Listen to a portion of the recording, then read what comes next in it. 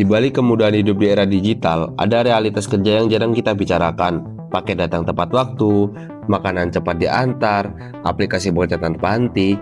Tapi, bagaimana dengan orang-orang di balik layar itu? Di Indonesia tahun 2026, semakin banyak pekerja gig dan karyawan kontrak yang bekerja tanpa kepastian upah layak, jaminan sosial, dan perlindungan kerja. Mereka disebut mitra, tapi diperlakukan seperti buruh. Bekerja penuh resiko, dengan penghasilan yang seringkali tak sebanding dengan tenaga dan waktu yang dikorbankan.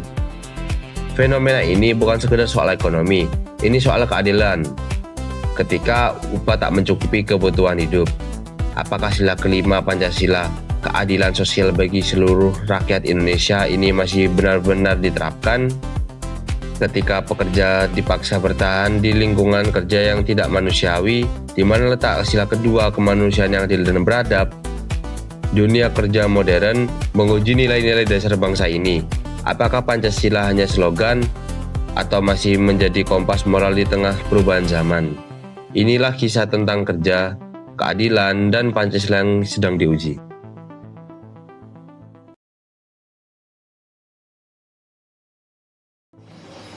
Setiap pagi mau kerja itu ada namanya toolbox meeting. Nah itu maksudnya kerjanya apa, bahayanya apa.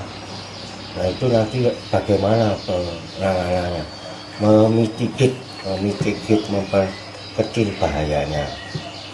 Nah, mungkin harus pakai baju kerja, pakai helm, pakai Google itu kacamata itu, pakai glove, pakai sepatu kerja, safety shoes, itu yang paling dasar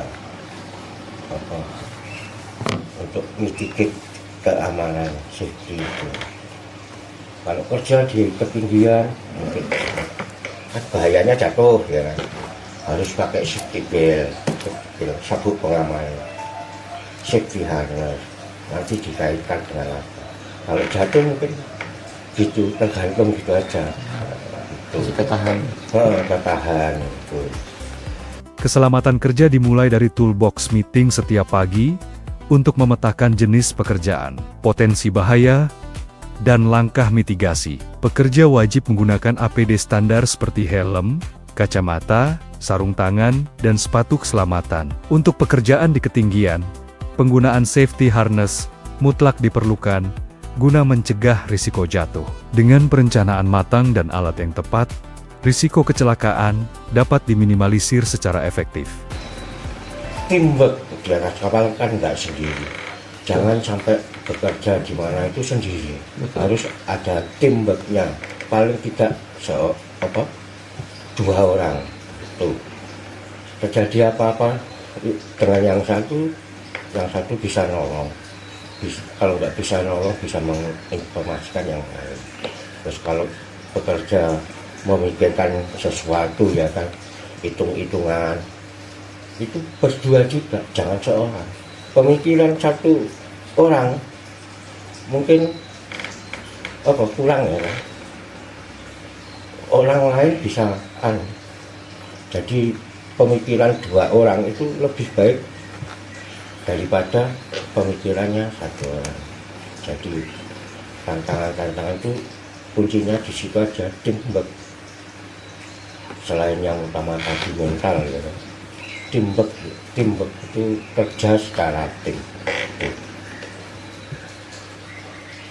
Bekerja secara teamwork adalah fondasi utama keselamatan dan keberhasilan di lapangan. Bekerja minimal berpasangan memastikan adanya bantuan segera jika terjadi insiden tidak terduga. Selain aspek keamanan, kolaborasi dua pemikiran akan menghasilkan solusi dan perhitungan yang lebih akurat dibandingkan bekerja sendiri. Untuk itu jaga kesehatan mental tuh, karena pendidikan di Politeknik Pelayaran itu semi-militer agak keras lah dari sekolah yang lainnya yang reguler.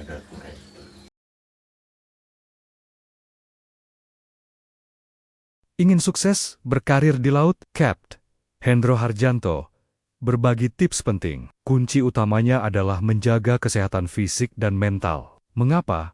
Karena pendidikan di Politeknik Pelayaran bersifat semi-militer dengan disiplin yang sangat ketat. Persiapan matang sejak sekolah adalah modal awal yang krusial. Terima kasih, Cap Hendro, atas inspirasinya.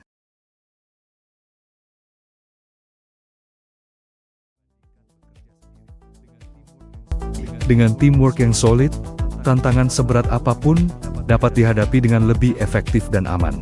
Dapat disimpulkan bahwa keberhasilan dan keselamatan di lingkungan kerja bergantung pada dua pilar utama, kepatuhan terhadap prosedur keselamatan APD dan mitigasi risiko, serta kekuatan kerjasama tim. Alat keselamatan berfungsi sebagai perlindungan fisik, sementara teamwork berperan sebagai sistem pendukung yang menjamin respon cepat dan keputusan yang lebih bijak di lapangan. Dengan memadukan kesiapan alat dan kekuatan kolaborasi, setiap tantangan pekerjaan dapat dihadapi dengan lebih percaya diri. Keselamatan bukan sekadar tanggung jawab individu, melainkan komitmen bersama untuk memastikan seluruh anggota tim berangkat dan pulang dalam keadaan selamat. Perubahan dunia kerja pelayaran menunjukkan bahwa tantangan tidak pernah berhenti. Namun dari budaya Jawa, kita belajar bahwa kerja keras, ketulusan, dan sikap saling menghargai adalah kunci untuk bertahan dan berkembang. Filosofi, sapa teman bakal tinemu, mengajarkan bahwa kesungguhan tidak akan mengkhianati hasil. Di tengah teknologi modern dan tuntutan global, nilai-nilai luhur seperti tepat selera, tanggung jawab, dan etika kerja tetap relevan hingga hari ini. Sebagai generasi muda dan calon tenaga kerja, kita harus beradaptasi dengan perubahan tanpa melupakan jati diri.